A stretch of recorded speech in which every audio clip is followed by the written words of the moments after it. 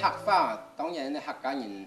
尤其安尼落去比哦，大家全部都要讲较多啦。但是咧后生人就比较较无接触了客话，有的根本就冇乜讲。虽然也爱都会行人，但是都冇好多的客家话。我想，既然有人唔会讲客话吼，强迫来感觉讲客话，除非啊，挺难。哦，真多细人也唔好学的客话，所以讲用国有方式。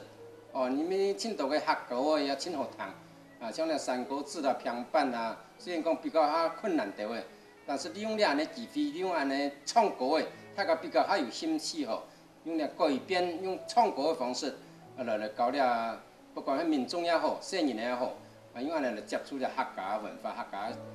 话语，可能会比较较有兴趣。